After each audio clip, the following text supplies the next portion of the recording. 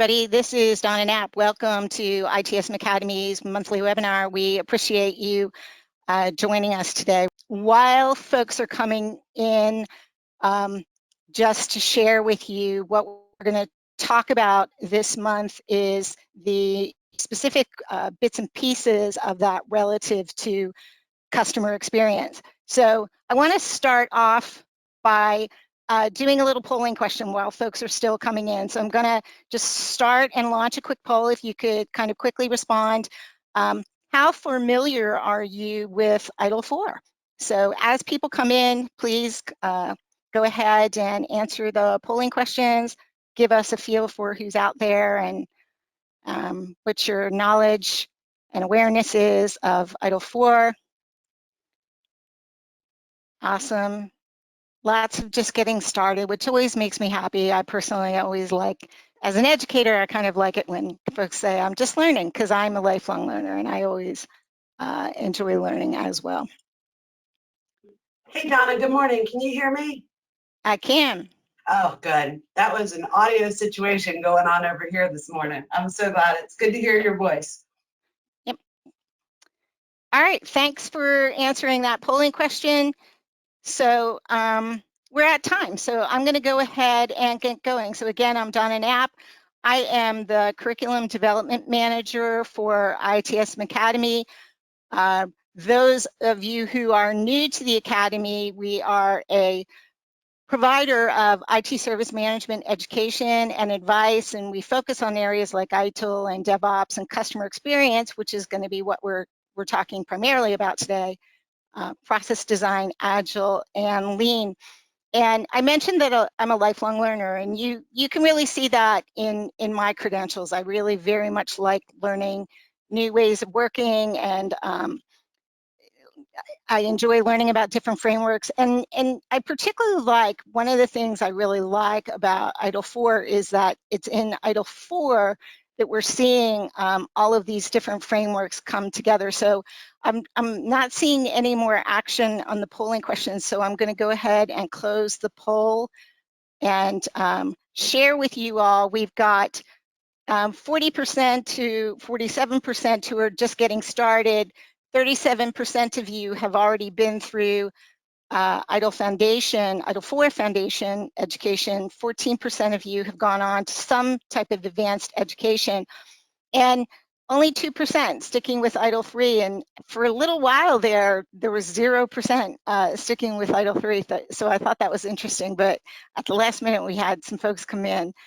And that's fine, right? If that's where you are on your journey right now, that's okay. I hope that everything you learn about ITIL 4 kind of convinces you that maybe there are some little bits and pieces that are going to be of value today. So let me answer the 3 most commonly asked questions that we get in these monthly webinars. First of all, are the slides available? And the answer is yes, they're on our website. And if they're not at this very instant, they're very close to being on our website. So at some course during the session today, the slides will be available for you to download. Number 2, are we recording this session? And yes, we are. So you will be able to go ahead and listen to the recording and kind of share it with others, or kind of revisit any little parts and pieces that you want to. And number 3, is there going to be a Q&A session in the end? And the answer is yes, absolutely. So if you have questions along the way, please chat them in as we go along. I will try to keep an eye on the chat and maybe answer your questions as we go along. And if not, we've got some folks in the background who are going to collect up the questions for me, and they'll kind of give me those questions at the end, and we'll go ahead and answer those questions. And so off we go. So this is the 4th of our ITIL for managing professional courses, and we're excited. We're actually launching Drive Stakeholder Value in July. There's still seats available if you want to join us. And What I'm going to talk about is the essence of drive stakeholder value, but I'm going to focus primarily in this webinar on the concept of experience. So we're going to talk about what experience is, why it matters, the customer journey, and how that relates to how we can design our customer experiences. And I will spend just a tiny minute at the end talking a little bit about those other ITIL 4 managing professional qualifications. But again, our focus today is on drive stakeholder value. So this idea of customer experience is an important aspect of ITIL 4. And those of you who attended our other ITIL 4 webinars, you've heard me talk about this, that we see some specific differences with ITIL 4. First of all, the focus on value co-creation, of which customer experience is a very critical component. Best practices and exploratory ways of working, so design thinking in the context of customer experience, for example, comes into play. Principles-based thinking, and you'll see me and hear me introduce the ITIL 4 guiding principles as we go along in this session. Value stream centric, and I'm actually going to talk about value streams in the context of the customer journey, and then alignment with adjacent ways of working, agile, lean, DevOps. So ITIL 4 really has brought ITIL current to this wider context of customer experience, organizations who are going through digital transformations, making sure that we're thinking more holistically, we're thinking about things in the context of value streams. And in the case of customer experience, we're thinking about that end-to-end customer journey. So y'all may recognize the late Steve Jobs. I love it when I see little webinars or little videos that happened a while ago and something comes out of them that are super relevant to today. And I saw a little YouTube video, and Steve Jobs was asked by someone in the audience a very technical question. And the question was like a little bit confrontational, and it was kind of like, why aren't you using this type of technology in the Apple products? And, you know, what are you guys doing? Like, do you know what you're doing? And Steve Jobs paused for a noticeable period of time. And this is how he responded, right? You've got to start with the customer experience and work back toward the technology, not the other way around. And that's really the essence of what we're going to talk about today. Who cares if we have great technology and it's got all kinds of cool functionality? If the customer experience in terms of how we use those products and services, in terms of how we, gain access to those products and services or get support for those products or services is poor. So in Drive Stakeholder Value, I'm going to refer to it as DSV from this point forward. Customer experience is defined as the sum of the functional and the emotional interactions with a service or a service provider as perceived by the customer or user. So when we start talking about concepts like our emotions, how do we feel about this product or service? How do we feel about this organization or this brand that we're doing business with? Those emotions are perceptions, and we have to respect those perceptions. There's an old phrase I'm sure you're familiar with, perception is reality, and that's very much the case here. So there's a few things that influence experience. One is the customer journey, and we're going to talk a little bit about the customer journey as we proceed in this session.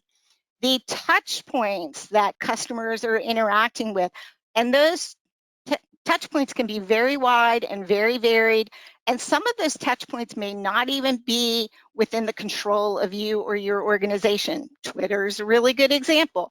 Reputations are, made and broken on Twitter these days, and that's something that organizations can't necessarily always control. And then we have traditional touch points, the customer contacting you through your website or through your call center, right? And then the environment that the customer experiences. So that might be the digital environment in which your products and services reside. the very nature of your organization, right? So how customer-centric, service-oriented are you as an organization? The culture of your organization influences the environment that the customer experiences. So we're talking about how customers feel, right? And as we go along, we're going to talk about the importance of designing how customers feel. So why does experience matter? So I drew from, we have a course called Essence of Experience, and I drew a little bit about from that course that it matters because it really does shape people's opinions and decisions and actions. And you can see the IDC stat, 30% of customers will leave a brand and never come back because of a bad experience. One bad experience, right? And they're out. So we know that today people are making purchasing decisions or making decisions about whether they recommend a product or whether they decide to stick with your product or switch to another product based on that customer experience. It's cumulative, right? So while some folks might leave because of one bad experience, there's other folks who might, give you the benefit of the doubt, but over time, those experiences add up over the course of the journey that the customer goes through in terms of interacting with your organization. All those interactions add up and very much influence your experience. And there's very real consequences. And the good news is many of those consequences can be positive. You can see, according to Forrester, a 1-point increase in customer experience can lead to billions of dollars in increases in annual revenue. Now, that's of course going to depend on the size and the nature of the organization, but this is something tangible. It's very much something that is measurable. And if you've ever heard the phrase that happy employees make for happy customers, that very much comes into play here as well. You can see the Jacob Morgan stat that companies that invest in employee experience have 4 times higher profits, 2 times higher revenues, and 40% lower turnover. So there is absolutely a correlation between how and if an organization is measuring and managing both employee experience and that external customer experience, that kind of end customer experience. So what's getting in the way? If we're not delivering a positive experience, what's getting in the way? And it's an age-old issue, isn't it? This idea of silos. Now, those of us who are familiar with IT service management, we've been talking about this concept of silos for years, right? We've been talking about the silos within the IT organization. When we talk about customer experience, we have to think about the greater organization. So we have to understand that our silos now are the HR department, and whether it's working and collaborating with the IT department, is the marketing department collaborating with the IT department. If we have acquired businesses, right? Maybe we've got other companies that are part of our family of companies. Are we working well across those companies and ensuring that collaboration that's needed to provide that end-to-end customer experience? So what's standing in the way is that many organizations, first of all, just aren't thinking about this, right? There isn't that experience-driven mindset. We've got these silos in place within our organization that are preventing collaboration. Customers may be having great experiences in one part of your organization and really bad experiences in another part of your organization. And we also don't necessarily leverage technology effectively in order to understand all of this. So is the technology available that can provide things like omni-channel support, like no matter where a customer comes into your organization, you're collecting that information into a central place, and you can kind of seamlessly see what that experience is and manage the experience. Artificial intelligence can certainly come into play here, looking at and understanding those customer experiences. So we don't yet necessarily understand how to leverage technology in order to measure and manage customer experience. And there's a real talent shortage in this area, as there is in much of IT today. That's why a lot of organizations are really looking at how they're upskilling their employees. So where do we begin? We start with understanding the customer journey, and this is really the heart of the ITIL 4 Drive Stakeholder Value publication and our education offering. We walk through all of the steps of the customer journey. And what's really important to understand is that the ultimate objective with the customer journey is to ensure that we're co-creating value with our customers, and that we're thinking about outcomes. We're not just thinking about deliverables, right? That we, provide you access to our product and there you go forth and use our product.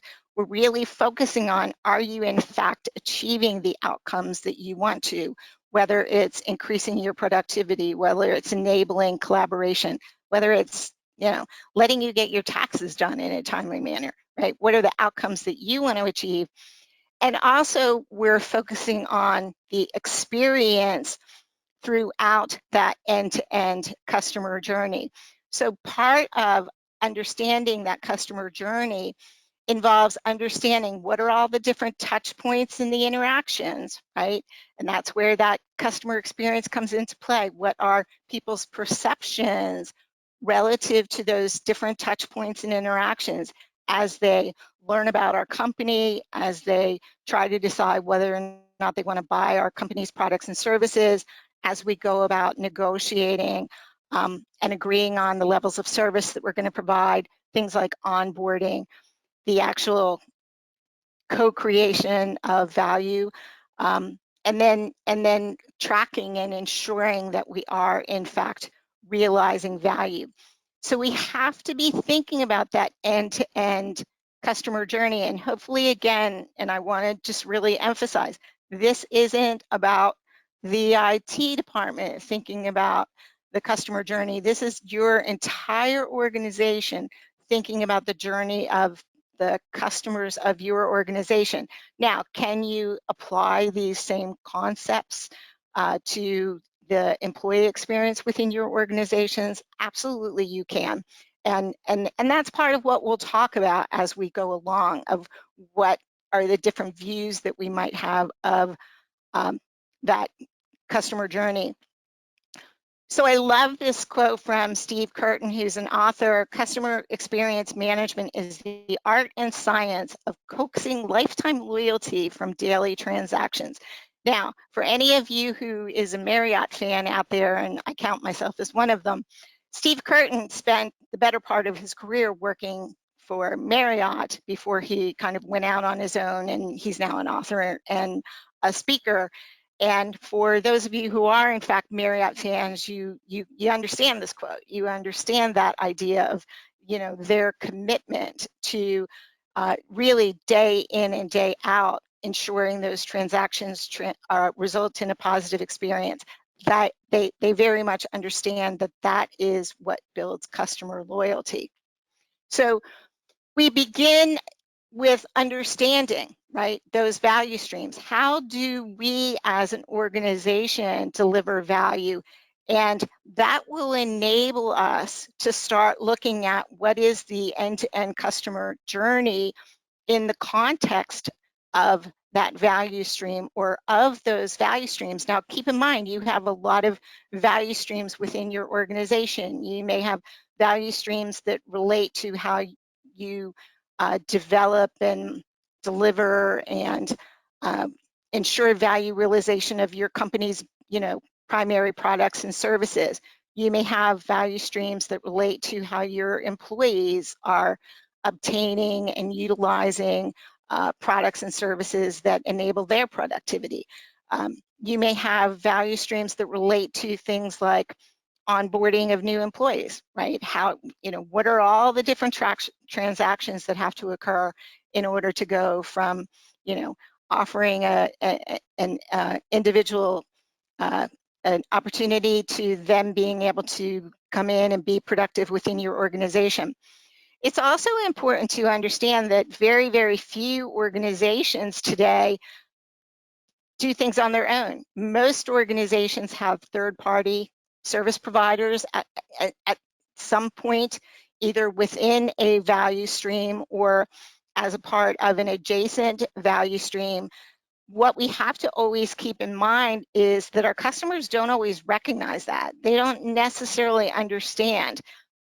There are multiple companies in the mix here today. You're experiencing this. You're attending an ITSM Academy webinar over the GoToWebinar platform, right? There's 2 service providers that are in the mix here providing this webinar. So we have to look at the customer journey and recognize and acknowledge that it's still, whether or not we have a third-party provider in the mix or not, it's still our responsibility as an organization to be looking at and ensuring a positive experience for our customers. We don't get to make excuses and say it's some other company's fault. We have to ensure we understand what that customer journey looks like. So value streams are a great place to start. And we've talked about value streams before in the context of ITIL 4 and ITIL, other ITIL 4 classes. Create, deliver, support, for example, really primarily focuses on that whole notion of value stream. And then here in DSV, we focus on that customer journey. We also have to make sure that we understand it in the context of that value stream. So what the value stream does is kind of provide us a scope of, okay, who are our stakeholders in the context of that value stream? And now we can start to understand what those stakeholders' aspirations are, what their wants and needs are in terms of a positive experience. And it's, you know, depending on the size of your organization, it's often impossible to interact with every single customer and user that you have. So a very common practice is to develop personas, and they're simply a way of creating a fictional character, so to speak, but one that represents the wants and needs and characteristics of, you know, real groups of users within your organization. So we begin with that understanding of stakeholder aspirations, and we validate using things like personas, those wants and needs. We put those into the context of different scenarios. So what are the different ways in which those personas are going to interact with our organization? And what journey mapping does then is let us lay out the end-to-end perspective. So what do all of these different scenarios look like when we lay them out to end-to-end? What service blueprinting does is flip the coin, so to speak. So if journey mapping looks at, from the customer's perspective, how the customer interacts with the different touch points within our organization, service blueprinting flips the coin and says, okay, what's happening on the back end of that? What are the service provider interactions relative to those different touch points? How are we handling those different interactions with the different you know, touch points that our customers are interacting with? So 2 sides of a coin, two perspectives, but they translate into and relate to that overall end-to-end customer journey. And we talk about these things in greater detail in the Drive Stakeholder Value course as we do the customer journey. So this idea of thinking about 2 sides of the coin always comes into play with this customer journey, and understanding that there is what's called the band of visibility that speaks to how we interact, how much information we provide to each other. If you have a very basic relationship with a service provider, you basically go and you acquire, you know, a particular good or an individual service for them. You might reveal very little information to them. It's basically a transactional type of relationship. Whereas if you have more of a partnership situation where you have much more comprehensive set of services.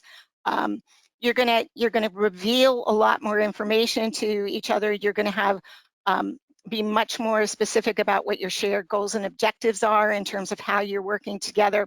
So the journey is going to look different based on the nature of the relationship between the customer and the service provider. But the overarching or the overall steps that you're going to go through are the same.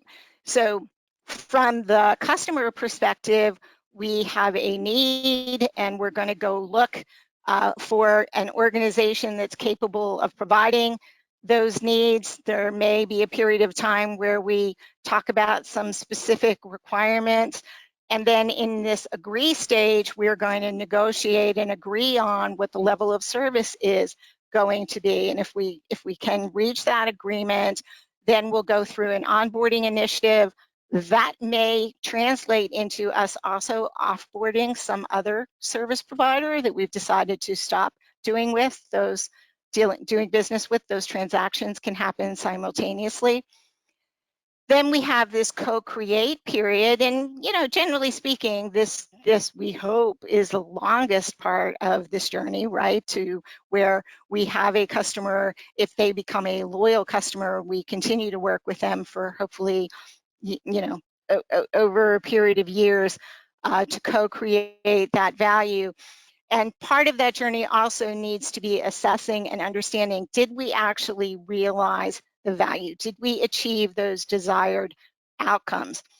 From the service provider perspective, again, flip the coin.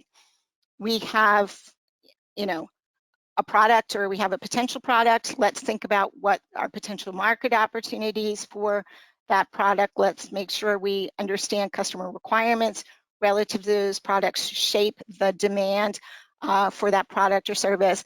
We still will always have that agree activity where we agree on aspects like utility and warranty and experience, onboarding, co-creation, realization of value.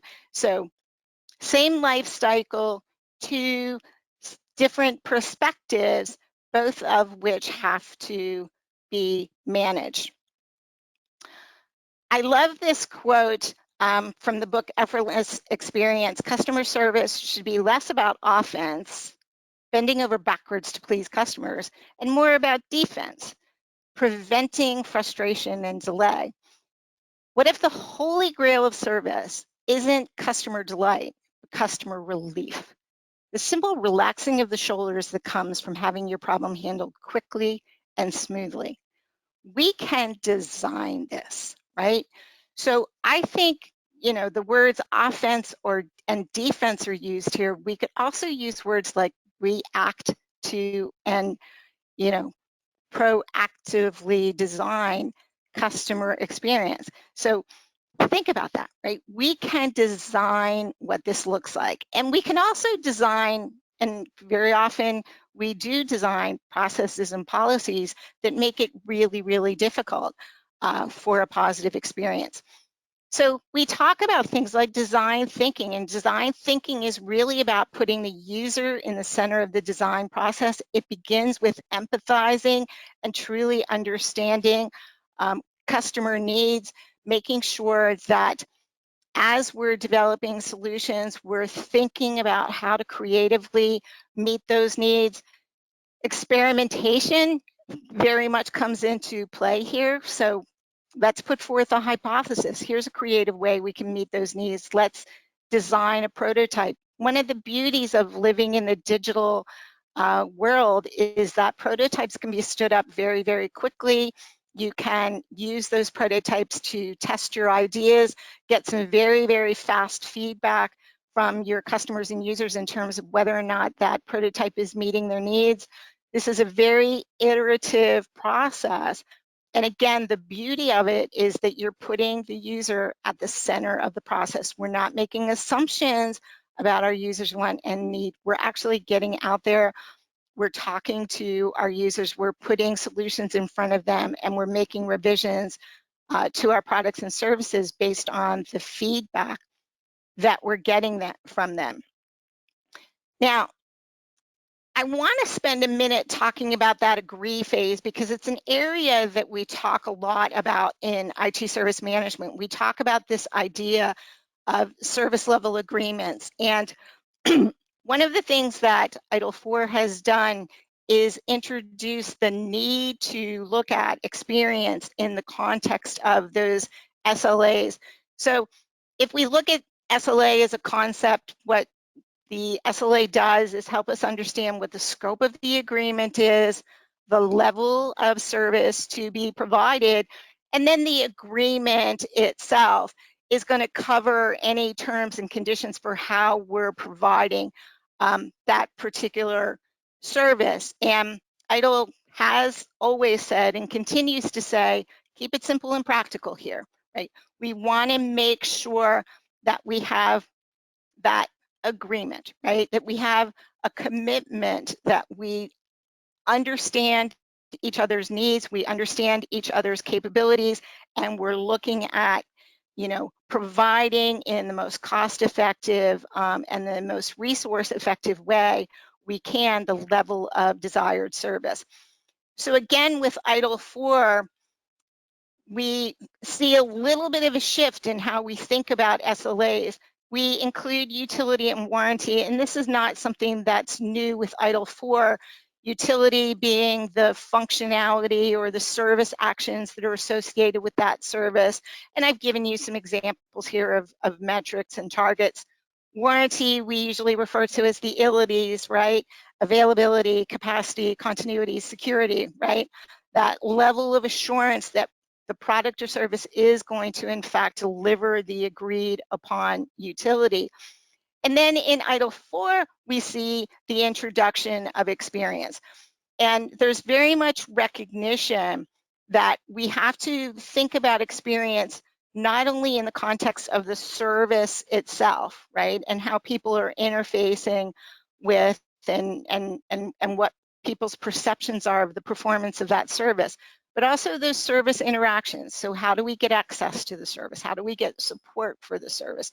All of those other types of interactions that occur across the journey.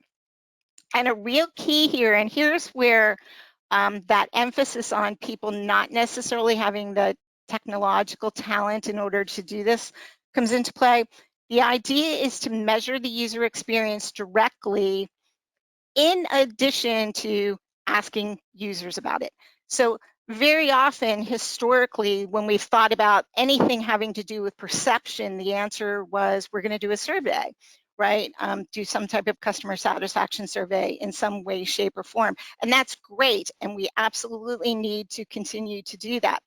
But there are also a lot of ways, and you can see them on the right side of the screen, that we can, in fact, use technology to understand and gather information that gives us insight into what that experience looks like.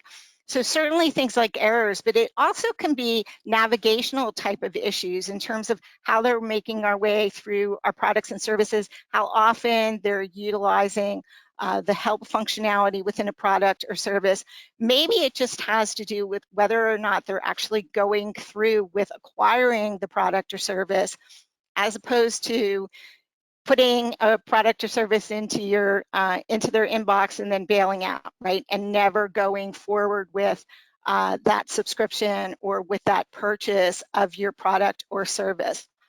So ITIL 4 gives a nod to the work that's being done by an organization called Giarda in terms of establishing this concept of experience level agreements, or XLAs. And I mentioned that in our Essence of Experience class, we actually talk about this concept of XLAs and making sure that we're looking at those experience measures relative to our services and how people acquire those services.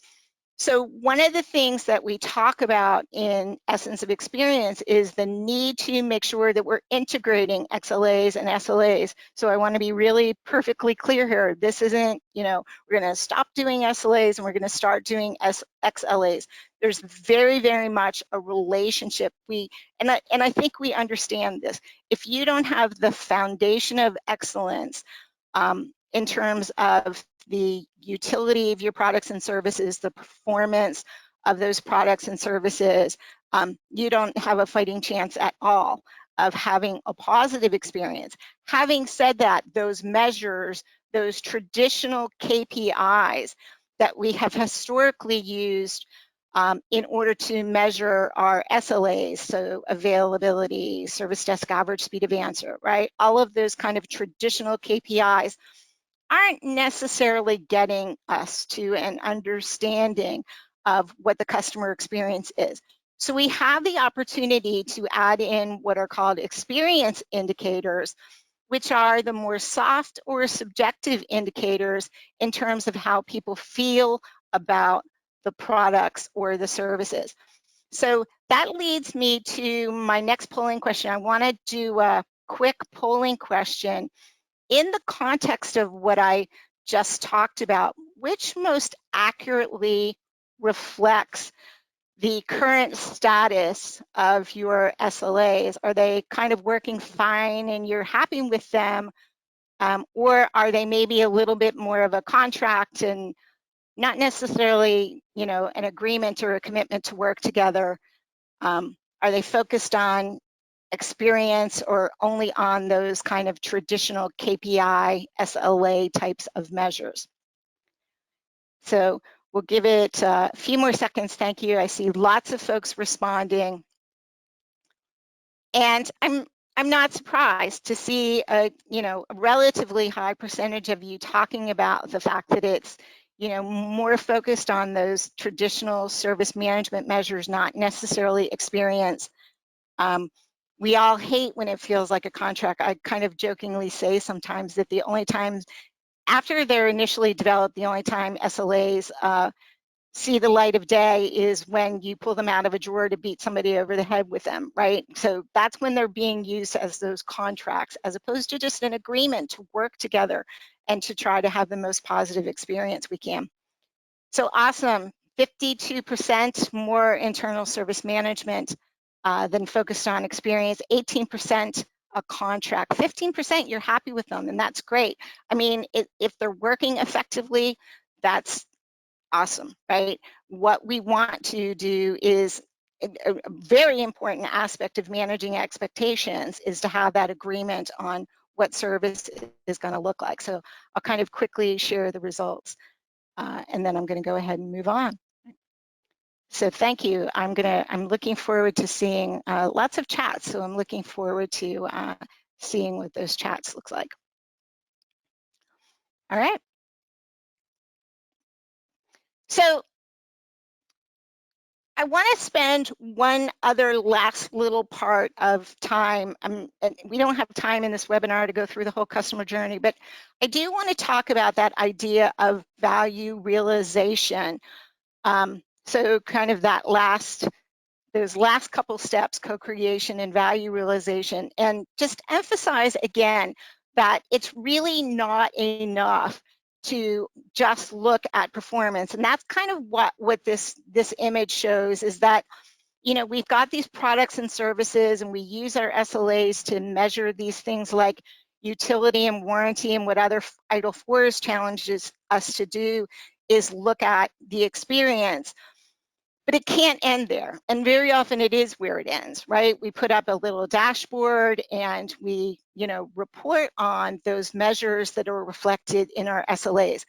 But we really have to go beyond that and make sure, are we in fact helping the consumers of our products and services achieve their objectives? So that outcome orientation. Are we helping them achieve the greater purpose of their organization? So is this easier said than done? Absolutely. It's sometimes very, very difficult to link those performance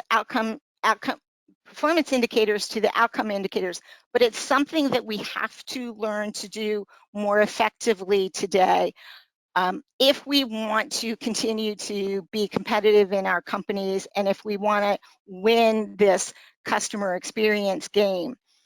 I also talked about the idea of happy employees making for happy customers. And you can see that when it comes to value realization as well.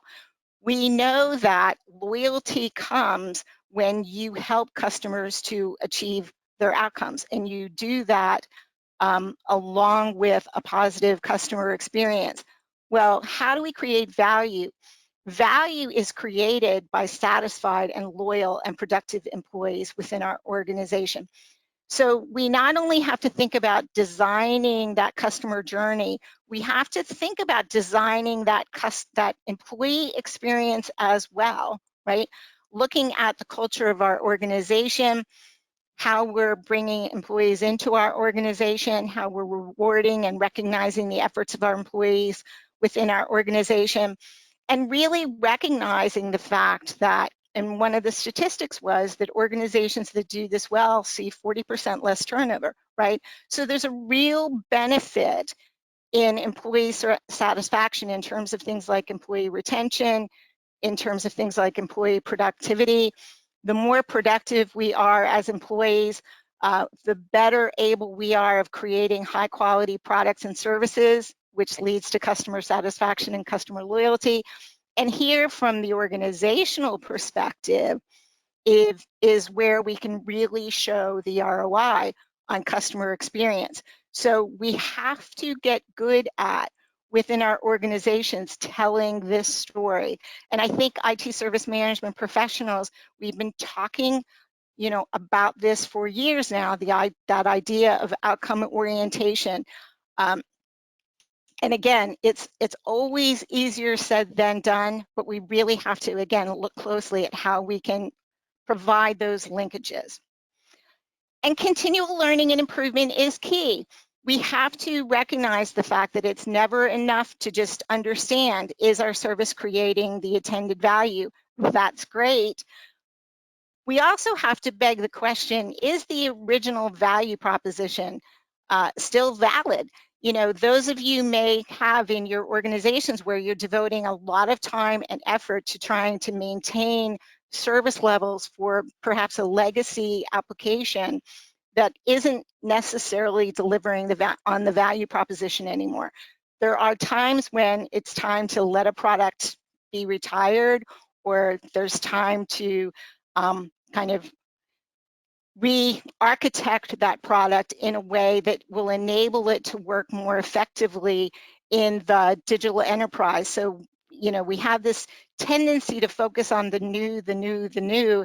Where do we get the resources to do that? Some of it has to come today in letting go of the old, right? Letting go of those products where the value proposition just isn't there anymore. And we also have to think about the customer journey. So it's not just about our customers happy, with an individual transaction, with an individual interaction that they have with a service provider. A lot of organizations out there, I'll have great service desks, but if the folks that are on the front end that are actually talking to the customers who are thinking about buying your products and services aren't doing an awesome job, right? That's influencing that end-to-end experience. So we have to look at that end-to-end experience in the context of our value streams and the context of our customer journey. When we only do what we talk, and the phrase we use in DSV is single loop learning. When we only do single loop learning, this is where we sometimes end up with those what are often referred to as watermelon dashboards, where everything sort of looks green on the surface, but in the end, our customers aren't necessarily satisfied. And the reason that they're not satisfied is because the value proposition for the product or service just isn't there anymore, right? That value proposition has changed. So we talk in Drive Stakeholder Value about that customer journey and understanding that this is all of the steps that we take within our organizations to maximize stakeholder value. And we do that by focusing on outcomes, right? Enabling our customers to achieve outcomes as opposed to simply delivering outputs, and also by focusing in on that experience. And I hope a big takeaway for you today is that we can design that customer experience. It's not just about reactively managing the customer experience. Design the experience. Look at the seamless end-to-end experience and look for those opportunities to make that experience as frictionless as we possibly can. So this is, again, for us here at the Academy, the fourth of our ITIL 4 Managing Professional course, Drive Stakeholder Value. Some of you, 20% of you have attended other advanced classes, so you may already be familiar. Create, Deliver, and Support really focuses on value streams primarily. High velocity IT has to do with the digital enterprise, and it's in high velocity IT that we really bring together the focus on making sure that we're leveraging, some of these adjacent frameworks like Agile and Lean and DevOps, and introducing continuous types of practices. Direct, Plan, and Improve is, of course, about things like governance. That's the direct part of Direct, Plan, and Improve, how we design our strategic plans, our tactical plans, our operational plans, and how we continually improve. Now, before you ask, we have not yet received any dates on the Digital and IT Strategy publication. The publication is in draft form. It's currently being reviewed. Next month, they're actually going to do some alpha classes to gather some feedback on the draft of the publication. So it's still in development. We still haven't received any kind of timeline. Early on, we did hear 2020, so we're still optimistic that the latter part of this year, Digital and IT Strategy may be available, but as of this moment, no official announcements in terms of when that will be available. So stay tuned in terms of Digital and IT Strategy. And I took some excerpts in this particular presentation from our Essence of Experience class. We're working with a partner, Citrus Collab, to bring in their XLA line of courses. We have Essence of Experience available now. I'm actually I'm playing hooky right now from class. I'm sitting in on a little bit of a beta run of the XLA framework class. So we'll talk to you more about this XLA line of products in future presentations. But again, for now, the Essence of Experience class is currently available. So who's asking me questions? What kind of questions do we have? Hey, Donna, can you hear me? I can. Oh, I'm so glad. So we only have one so far, so now's the time. Please throw them in. I also, we put together a very short survey, and this is Lisa Schwartz, by the way. Hello, everyone, and thank you for being here. I just put into the, or I will in a moment, put into the chat a survey that is just going to help us to prioritize the interest level in the 4 titles, right? So it's putting budget and everything else aside. And anyway, if you guys can take a minute to do that at the end of this presentation, that's awesome. We'll also include that link in the follow-up email. So first question is, can you please speak to the benefits of attending the Essence of Experience? Will it show us how to? Is it high level or more of a drill down? So it's more high level. It really focuses in on understanding what experience is. That one little image that I showed you in terms of understanding what the desired experience is, the relationship between XLAs and SLAs comes into play. So it's, it's an 8-hour class. So it's a very high level perspective. It does not drill down into the how to. We'll see that in some of those subsequent offerings. But it's a good starting point for your conversations within your organizations about what experience is, what are the characteristics of experience, and some insights into how we measure experience, and also how we can maybe incorporate experience into things we're already doing today, like SLAs, for example. Thank you. So Kristen is asking, do you have any general thoughts or comments on what improving employee happiness, I like that turn of phrase, Kristen, in the workplace looks like today?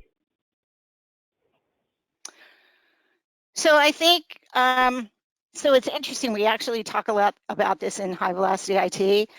You know, what we're talking about today is very much the culture within an organization. So we talk about concepts like a safety culture, creating a culture where people are not afraid to speak up, where we are not afraid to experiment, where learning is very much a part of the culture. And we see in those organizations that the leadership is very much shifting from a traditional kind of command and control. Here's what to do, here's exactly how to do it, go forth and do it, to much more of a coaching culture, to much more of a, we see a lot more self-organizing teams, a lot more collaboration across silos. So a lot of it has to do with the culture within your organization and how you are engaging employees and empowering employees to work together in order to achieve the objectives of your organization. Wow, great answer. So we still have time for a few more questions, but we don't have any. But Donna, I'm going to ask you one. So you've been swimming in ITIL 4 for quite a while now. What things, what pieces, what improvements are you most excited about and jazzed up to see organizations start moving forward with? So, a big part of it is what I just talked about, of really looking at the culture within organizations, creating more collaborative cultures. One of the things I talked about in the beginning of this presentation was the silos. And it's always important to keep in mind that silos aren't inherently bad, right? It makes sense to organize people together into teams, right? It's when people within teams don't work and play well with other teams that you start to run into issues. So I think a lot of the cultural improvements that we're seeing as a result of organizations embracing concepts like DevOps and embracing lean culture are helping us to kind of break down those silos and work more collectively together. I'm also very excited about the introduction of Agile and the introduction of concepts like experimentation and learning, of understanding, historically, I'm a little bit of a process geek. Historically, we would have designed a process and it would have taken maybe months to fully flesh out a process definition document and then look at designing the tool that supports that process definition document. And concepts like Agile Service Management, for example, enable us to do that in much more of an iterative manner, in much more of a collaborative manner, so that we can not have to go through these big transition programs, right, that are often very, very painful for organizations and often result in a lot of change fatigue within organizations because we just got too much going on and people are trying to, work on improvement projects at the same time they're working on doing their real job. I think if we can learn to continually improve and continually experiment, it's going to happen, right, organically, and not, it doesn't have to happen.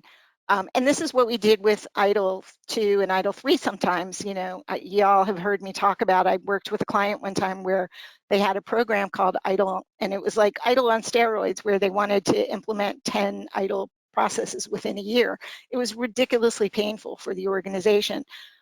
Let's do that iteratively and incrementally, continually improve, and you'll get there, and you'll maybe even get there faster just because you don't create the resistance and the change fatigue that some of these big transition initiatives sometimes cause.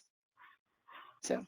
Thank you. So Donna, I am super interested in seeing these poll results, and I bet the folks on with us are as well. Oh, okay. Can you think? Yep. So here and you then go.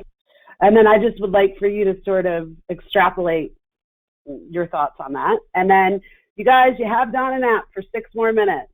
I'm happy to ask any other questions. So 28% aren't currently measuring experience. So I hope this webinar has given you some ideas and given you, you know, some thoughts about how to do that. And again, I think it's very common. So 38% of you are doing transactional types of surveys, maybe through your service desk for your internal employees, 31% measuring your external customers, and that's awesome. And it's, you know, it's better than nothing. Now our challenge becomes measuring that end-to-end customer journey and getting a much greater appreciation of what all those various touch points and interactions are and how we can kind of make sure that we really have a big picture understanding of what that experience is. Now, progress iteratively with feedback, right? So it might just start out with adding a couple measures, experience-related measures as an addendum to your existing SLA, maybe looking at some of the key performance indicators that are currently in your SLAs and thinking, is there a different way of measuring those that will translate into experience? So, you know, start where you are, progress iteratively, but ultimately we want to get to where next year, if we do this same survey, for example, we see a much greater percentage of you looking at measuring that end-to-end customer journey. And I can't see I can't see what people are chatting in about the how they're answering other. So I apologize that I can't comment on that because I'm just not seeing it. That's okay. I'm not seeing it, that anyone did. Although Kristen's got another really interesting question, which I've got an idea on too, but we'll have you take it first. How can organizations accomplish what you spoke to in regards to employee happiness in the face of COVID? Well, I think what we,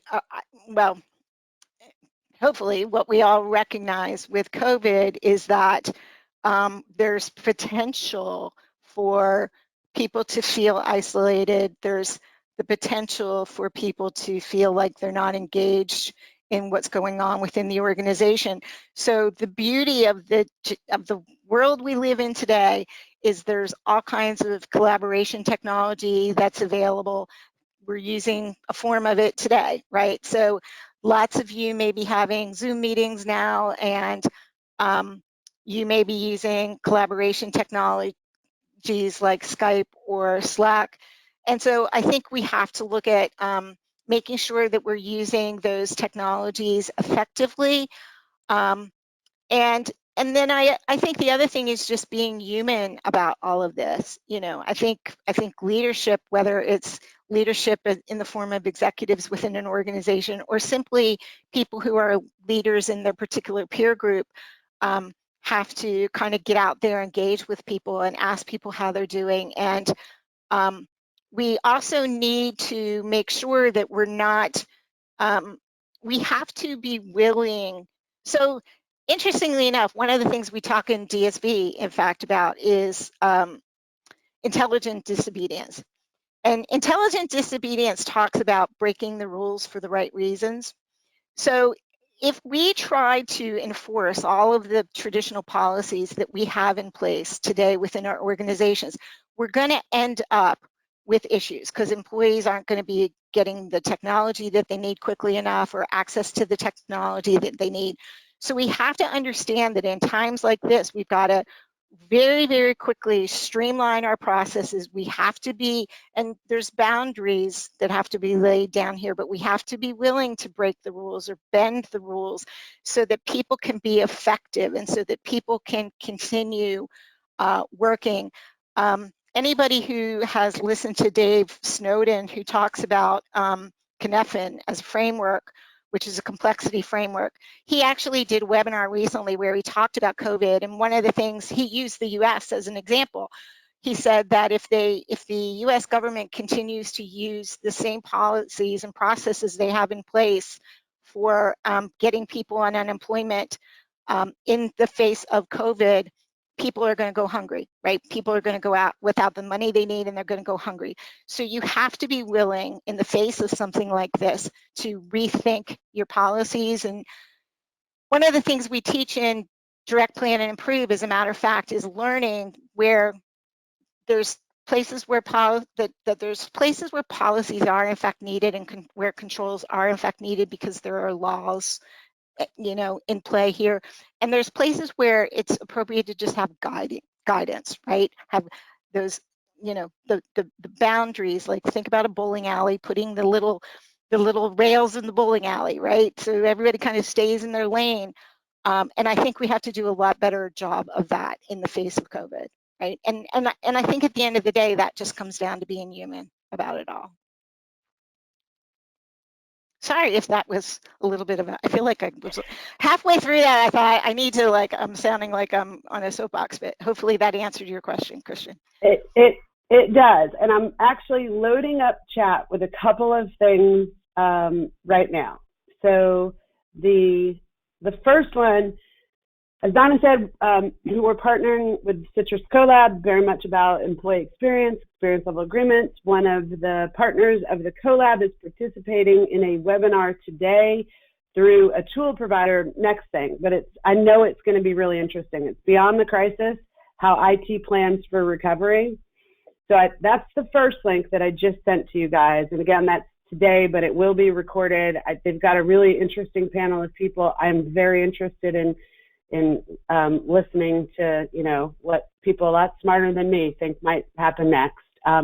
The second one that I am sending you is as I referenced before, is the survey that we put together. I mean, when I say to you guys, it'll take you all of 13 seconds to complete this survey. So please do that for us, because that information is always very helpful for your friends here at the Academy.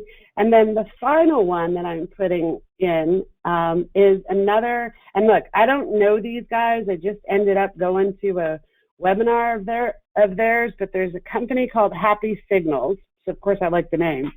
And they put together a quarterly benchmark report that is really interesting. And they actually broke out their findings, isolating the time frame since people shifted immediately to work from home because of COVID.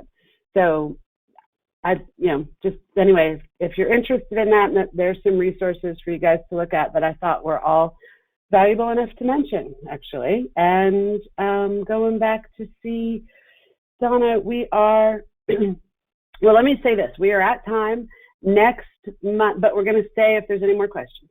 Next month, we're bringing in our friend Chris Gallagher from Forrester, and he is talking about, believe it or not, customer and employee experience from Forrester's research perspective. So we're very excited about that next webinar. It will be on June 18th at 11 a.m. Eastern Time. So we very much hope that you guys will be able to join us. I'll tell you this, I was presenting at Service Management World, and Chris was in the room next to us, and the room was cracking up laughing like all day long, to the point I was like trying to make my room laugh more. I was like, what's happening over there?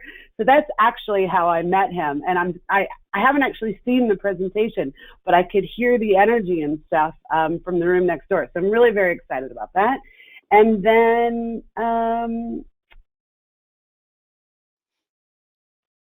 no, lots of, oh no, one more great question. Oh, good. Depending on your company's— We're at time. Lisa, we're at time. So let's first of all thank people that if anybody does in fact need to leave, thank you so much for joining us. We always appreciate you coming and being with us today. If you want to stick around, we'll answer this one last question, but thank you so much, everybody, for joining us. Thank you, Donna, for saying that. I was too sensitive in that. I appreciate you. Yes, and there is a quick polling question on your way out that gives you an opportunity to suggest topics and titles. We really listen to those, so please feel free to throw in your ideas.